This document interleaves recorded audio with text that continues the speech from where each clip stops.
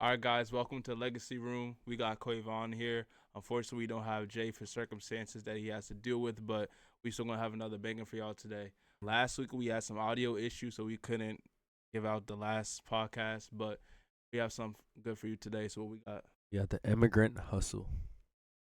Talk to us about that. Yeah, so personally, as an immigrant myself, I've noticed that immigrants tend to come here and work almost twice as hard, I would say, as maybe even more than that if I'm really like doing the metrics here. But Yeah. like they tend to work way harder than the average American work. That's just the truth to it. As an immigrant myself, and you as the offspring of immigrants, how do you feel hmm about this? Yeah, when I saw my parents work, even my mom and my pops, they keep working and working and working. They really don't take a break at all, honestly. And that kind of got instilled in me. They always Mm-hmm. had a standard for me. They always say, "Oh, when back in the day when I was a kid, I didn't have this, I didn't have that. I'm giving you all these resources, so now it's up to you to use them." And for all you first generation people that are not from the country that your parents resided in, but you're in the States, it's one of those, I don't want to say a burden, but they put it on you to say, hey, I did this for you, so now you have to do this.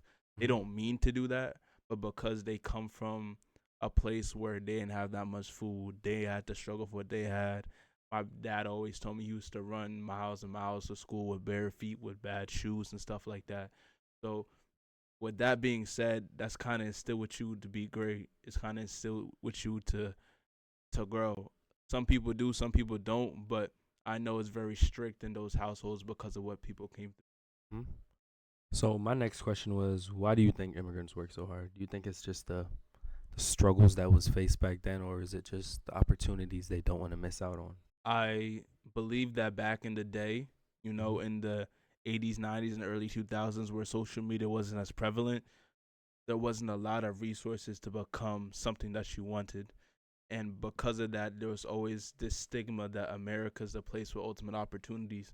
That's what everyone tried to migrate to. Some people sacrifice their whole family, their whole childhood, and a lot of stuff just because of America and all the opportunities they had. In my mind, this is back in the early 2000s, 1990s, 70s, and further back, because social media wasn't as prevalent, the opportunities was very scarce.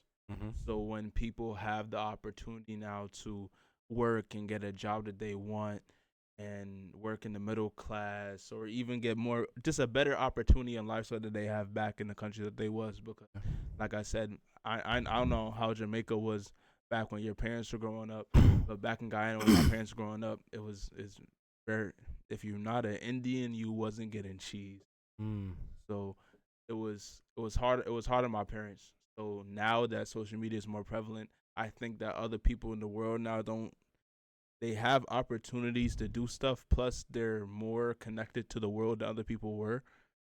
So I believe that since people were so distant and that Mm-hmm. they had an opportunity to get closer to the, not only themselves, not only, I don't want to say their roots, but not only to themselves, but to closer to opportunity to be great, because how scarce it was. That's why immigrants were working hard.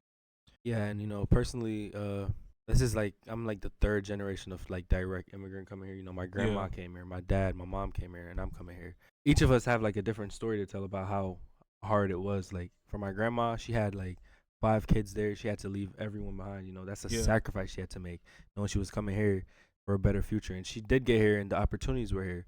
But a thing I think is quality of life. That's the most interesting part I found about it. Sometimes is the quality of life in those third world countries can be better, but the Yeah. opportunities to make them better aren't there. Mhm. So you get caught in the middle of you want to come here, you want to make more money, but when you come here, you're just working, working, working sometimes. Mhm. And then if you go back there, you can't work, work, work like that. So when you get caught in the middle of that, I feel like that can cause like a divide even in someone's brain too, like an immigrant brain. It's just a weird little tangent I went on because I've been thinking about this the whole time I'm writing this down. I'm like, if I had stayed, I would not have the opportunities I have right now. I would not be making the money I can make right now. Mhm. But because I came here, I can do that. But in that same breath, do I think the life here is the same quality? You've been to Guyana, right? Yeah, I've been in Guyana. How did you like it when you? It's weird. A lot of third world countries right now want to be America. So Mm-hmm. when people say I want to go to Aruba, I want to go to certain places, the tourist attraction places are going to be the places that everybody wants to explore, right? But if you go to the deeper cities and the rural and the ghettos, they really try to be Americans. Honestly, That's I real. did not know that when Yeah. my dad used to say, "Oh, we wanted to be like America, but we still had our own culture, our own. That's it's us." You go there, you see McDonald's, you see oil Yeah. machine, you see a lot of stuff that's Mhm. trying to be Americanized. So I don't want to say the opportunity is not there. It's probably opportunities, but it's not as much opportunities that America Yeah, has. I definitely not to cut you off, but I definitely wouldn't say there's no opportunities, Yeah. but you have to work way harder for them too, Mhm. because they're just more scarce, you know. Yeah. So yeah, it's a process. I do feel like you can make it anywhere in the world if you really have that drive. Uh Just to huh. be clear, like I don't think because you were born there, you're less likely to make it. Because my dad worked his butt off when we were make it to make sure I was okay and I was fed, you know. So Mhm. I know it's possible, but the work rate you have to have there is like times three, and they bring that here. The immigrants Yeah. bring that here, that mentality. And when you put that same type of work rate in an environment where you can make money way easier, it's like tenfold. That's how immigrants here, like they have the work drive there because you have to have it there if you want to Yeah. eat. Sometimes you have to be going like times two. You can't just Mhm. work regular. You bring that over here, it multiplies so much faster. You're seeing your money, and that's something so beautiful in the immigrant hustle, like I Yeah. titled it, because it's the same work rate in a third world country, but if you use it here, the same skills, the same can have a skill in Jamaica and what you're getting paid there, teachers in Jamaica get paid so low compared to teachers here. Like I've Mhm. compared the salaries. So when someone leaves the country, I think that's what we're gonna speak on in part two. Like I want to speak on it's called brain drain, I believe. Talk about it right now. You know what? Let's speak on it. Yeah. So there's this thing. It's not just a Jamaican thing, but I learned it in Jamaica, brain drain, where you get educated in Jamaica, but because the opportunities aren't there, you migrate just because of that. Okay. So because of that, we had a lot of people learning how to be teachers there, but then leave the country because the teachers were not getting paid. The doctors were not getting paid. You're doing the same job in one country, and in another country, you do that same job, and you're getting 2, 3 times the pay. Why would you want to stay there? You know? Mhm. And that ties back into the immigrant hustle. It's like you get educated in one spot, and I don't even know how they would even address that. They have to make more opportunities, but the opportunities start way smaller. They don't just start on a big scale. Mhm. But this is a country problem. I don't even want to touch on all of that, or the countries are like, more lackadaisic. I don't know if that's a word in English. I know my mom always says that word, Mhm. and just more like behind time when Jamaica had trains before New York, and we Really. don't have a running train system going right now. It Really. just got ran down. I think stuff like that just shows like the lack of management in those countries, and that makes you want to leave. I Mhm. don't want to be somewhere where they can't even upkeep the roads. So when you come here with that frustration. You come here with this. You're thinking, like I love my country, but Yeah. it's not doing me any justice right now. I can't Mhm. stay there and suffer with them. Like I'm sorry, I have to make a sacrifice for myself. And I come here and I turn that work drive on and I make sure I do what I have to do. Let me wrap up that part because I don't want to go too deep into it. I'm telling you, you have to do a part two to this. But for the second question I have, why do you think the immigrants tend to achieve more than the traditional Americans? Well, Americans, I'll say this for myself. We have so many opportunities that were very lackluster. Let's say I have 10 options from and from those 10 options, I can go to each option and eat or I can sit there and think, "I got so many options." That's real. But people from a foreign country or a third world country don't have 10, 12, 20 options. They just don't. They only have 3 or 4. And Mm, sometimes those options are so slim to even get the opportunity. We have a plethora of opportunities in America. America's the land of the brave, home of the free, that whatever phrase you want to call it. But real. America is him, honestly, or I won't her, as lie. we like to call it. But there's so many opportunities, and I found myself even when I have friends that are foreign, they work so much harder because they say, "Hey, we work with so little, so now that I have a lot, I'm able to do more." I was literally cutting someone's hair the other day. He said we didn't have soccer balls. He was a soccer player. He said we did not have soccer balls. We made soccer balls out of paper and played soccer and paper in Africa. He said as soon as I came here and I played soccer, I had the opportunity to have a soccer ball and to play it back and forth. I valued that. That was something that was very valuable to me because I did not have that. Mm-hmm. So when you have a lot of things, you don't really truly value it till it's gone. Everyone understands. You don't understand how something's valuable until it's gone. We really have to understand you have to value something when it's here, and that's when it's going away. So when it comes to that aspect, when it comes to immigrants, especially Mexicans, I don't even want to be racist, but they're not even racist. Their they're the work drive. hardest working people I ever. admire their work drive. I wish I had a Mexican 30-year-old man's work drive right now. I would be going crazy. Facts. Really think about it. I'm sorry to go on a little tangent, but they're always in the landscape and they're always into doing stuff around the house or something with their hands. But they work night and day in the heat doing what they have to do. They don't complain. But that has to come from somewhere. That has to come. Being on the street, not being able to provide for your family. That's something that immigrants has to. Their back is against the wall, bro. Mm-hmm. If I have to feed my family, I'm the man of the household, or I'm the wife and I'm the husband. We're the head of the household. We have to provide for my kids. I have to provide for my family. I have to make sure they're good. And the opportunity where I'm at right now, I don't have that. I don't. So what do I have to do? That means when the opportunity presents itself, I have to take it. Or if no opportunity presents itself, I have to go to an environment that gives me the opportunity. So what I'm getting is like, you're saying almost having options causes like the lackadaisical, yeah. So I have a question, right? I don't know how the light meter is going today. I didn't even think about that. It's all good. So think about that. Let's say I tell you to pick a meal, right? Let's say you're on your deathbed and God says, I have a whole banquet for you. What's a buffet? Yeah, a buffet with all your favorite food. Mm-hmm. What do you want to choose? It's going to be hard. Oh, no, I'm going to take a little bit of everything, probably. Yeah, but the time that you take trying to figure out what you want, that time that you're taking to figure it out, that immigrant already knows. Only have one or two things. So instead of taking time to figure out what I have to do, I'm going to go 1,000 or 100% of whatever I have to do because I didn't have that. And now that I'm in America, It's almost like that same analogy. Like I'm on my deathbed and I don't know what I want, but someone who's so hungry will just take anything that they can get in that moment. Yeah. I also think, options kind of make you complacent almost. Yeah, we like I said, it's the value of it. We don't understand how much value that we have in the options that we have. So because we don't understand that value, we're really complacent. I was very blessed to live in the suburbs. I'm not from the street. I was born in the hood, but I was not raised in the hood. My parents did a good job about that. But I was very blessed to have a lot of options. I was around a lot of people that was complacent. I was complacent myself. I didn't have to worry about anything. I didn't have to worry about eating. I did not have to worry about the lights cutting off. I didn't have to worry about anything. So my capacity of the realm that I understood the value of me being able to sleep without no worry. I was lackadaisical. I didn't care about anything. I didn't care about the people on the street that didn't have nothing to eat. I wouldn't say I was blinded, but I was ignorant because all the stuff that was going on was irregular. Mm-hmm. If someone is not being able to eat, not able to sleep, not able to provide, they don't know if they're going to have food the next day. Right. They don't know if they're going to have a roof over their heads. They don't know.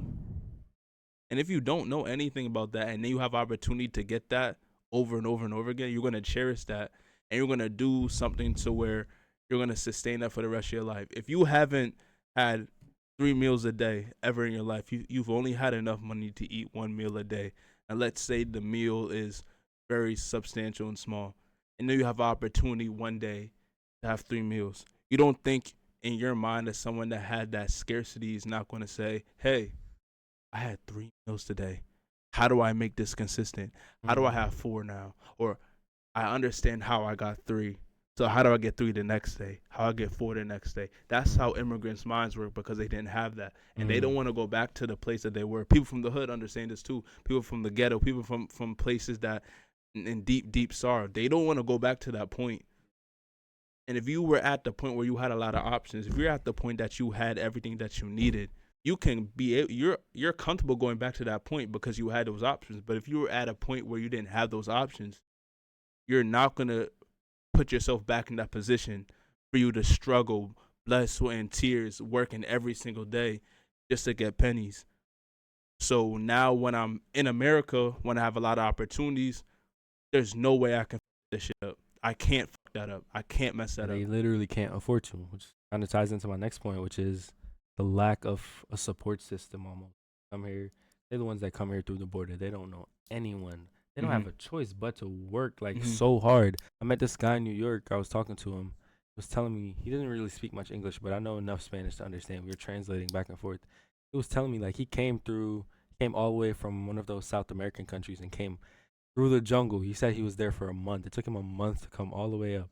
He Yeah. finally got in, and he was telling me he had kids back home. He had like 3 kids. He had to make sure like he doesn't have a choice. He has to Yeah. work, or if he doesn't work, he's homeless in New York on the cold street in the winter. Mm-hmm. But versus if he had like a house he could stay at now, or his uncle was here or something, it's like then he's more relaxed and Mm-hmm. we can think like, oh yeah, I know my uncle's gonna handle this. But when you don't have that option, it makes you go like twice as hard because you don't. If you don't work, you don't eat. A lot of people have never had to deal with that. If you don't work in the moment, you don't eat. Stuff like that opens your eyes to it, makes you realize like these people didn't have an option. A lot of them never At had the all. choice. At all. That's And that's really humbling. That is really humbling. honestly. I remember I had a friend in elementary school. I forgot what his. I think his name was Elmer. Elmer, if you see this, hello, my man. I haven't spoke to you in a while, but he's from El Salvador. He was 7, 8, 9 years old, walking through the jungle, just like you said, from El Salvador, walking over the border, just to get an opportunity. Him and his family left his whole. I remember he told me this. Oh yeah, I was walking, I was running, barely had anything to eat, but my parents told me I have to come to America. I have to come to America, and they finally did. And going through that journey and understanding that that is not the destination, that's just the door for me to get to where I need to go. Mm-hmm. That's that immigrant hustle. America is not the end goal. America is not the end goal. America is the opportunity for me to get where I need to go. So, in let's say this in a global aspect, if you're in a career, if you're doing anything, just like an immigrant or just like any other person, that is the stepping stone. That is the step to get you to the door, through the door, for you to go to your journey. It's just an entryway from the life that you wasn't living before, but you don't want to go back to that.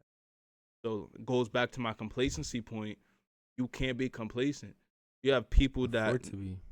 you have people that can't afford literally to be where they are. They might die, they might starve, they might have no roof over their head, homeless on the street. Nobody wants that from themselves. If you think homeless people want to be homeless, you really think that? That's very ignorant of you if you think that. They don't want the life that they're living. It's circumstances that has happened.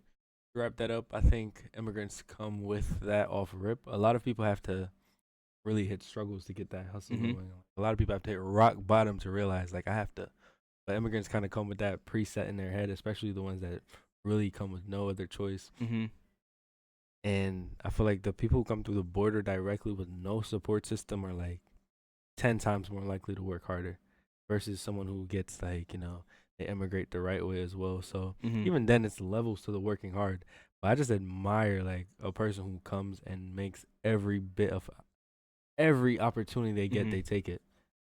So I have a question for you then. I know you said in the beginning that you were an immigrant. Mm-hmm. You say your dad had that hustle where he was working hard, so with your mom. Mm-hmm. So you in this generation, because as I said a couple minutes ago, people back in the day didn't have the internet. They weren't in flux with everything. So yes, there's more opportunities there is now in any country than there was before, but the opportunities are still slim. So how did you, from a kid growing up in Jamaica, move to the United States?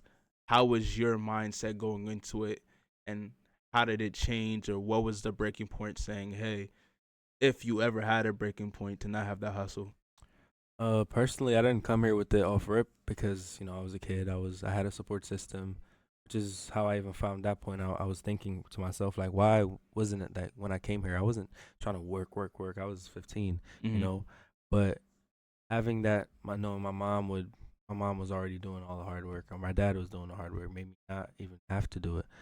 And as I got older, I started thinking about where we really came from and how hard they worked to get me here, and all the sacrifices that they've made, Mm-hmm. it really it puts my mind in the right place where I can think about like I can't afford to disappoint these people. These people have done so much to make Yeah. sure I can get in this position. I'm not gonna come here and be lazy and play fool like I don't know what to do because I know better. I'm not gonna. So, and this is something I've recently started to realize even Mhm. more and more by the day. Like the sacrifices that were made, even my grandma's generation, like leaving her youngest child when she left was like 3 or 4, leaving like a 4 year old in another country, knowing you're not seeing them anytime soon because you're not coming here the right way. She Mhm. wasn't. Is such a sacrifice that I appreciate like deep down to my core, and things like that have shaped me to even think how I think today. And she Mhm. didn't have any. She had her family here, but they weren't much, in a much better position.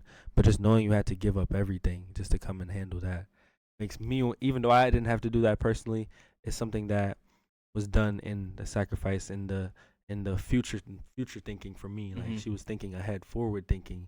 Like generations from now, people are gonna. So I want to be like that person now, where I Mhm. am right now as well. I want to make sacrifices that my grandkids can be like, yeah, like my grandpa really did this and did that, and I really appreciate because stuff like that it pans out like generations down. Like I'm still thinking Mhm. about what my grandma did in the '90s. I wasn't born yet. I didn't. She didn't even know I was gonna be born. Mhm. So stuff like that really shapes how I admire like my mom, my dad, my grandma, my whole family over that Mhm. side that made those sacrifices for the better of us, and it makes me not want to come and fumble and act like a fool or do anything that I know I shouldn't be doing. I'm not. Mhm.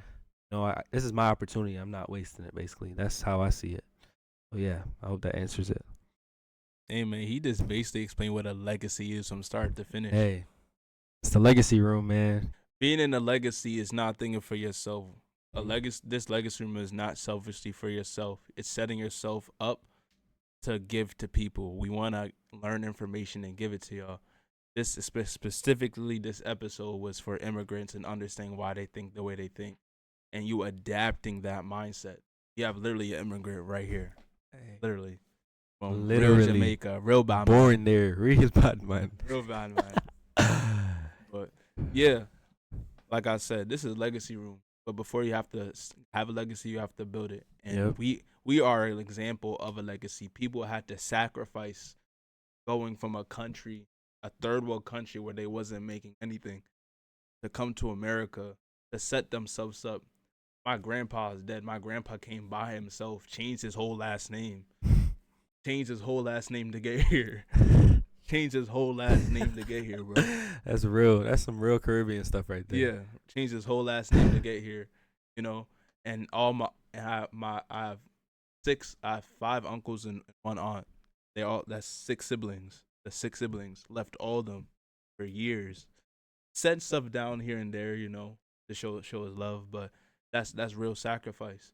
Not seeing your family, people that kids that you have brought up, raised, loved, Hmm. sacrificing all that just to have a better, just for them to have a better opportunity, and him setting that foundation to the next generation, to my uncles and aunts, for them to come and give an opportunity for me and my cousins and me and my brothers and sisters, Yep.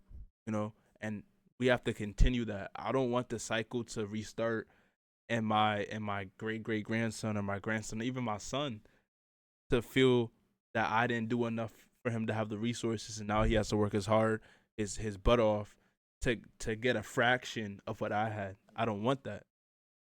I don't want that for anybody.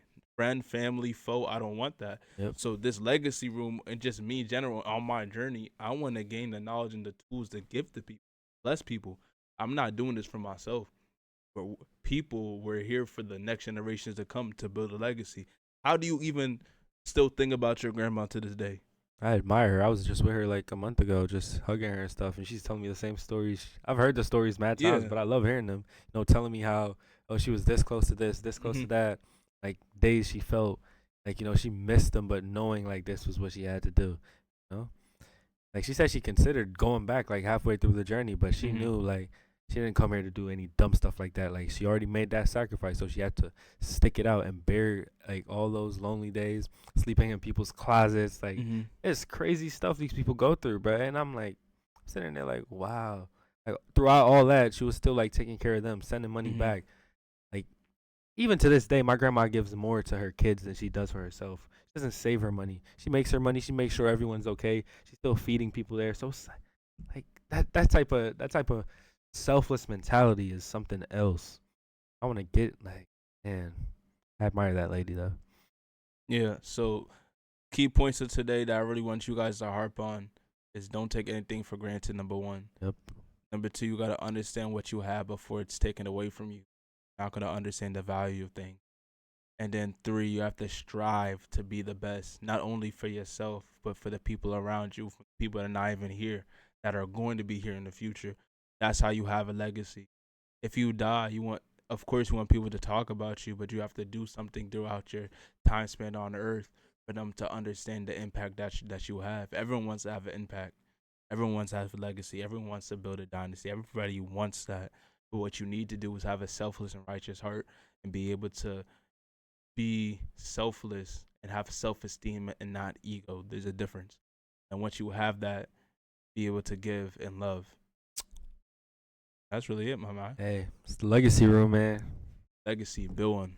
Stay blessed. We're out.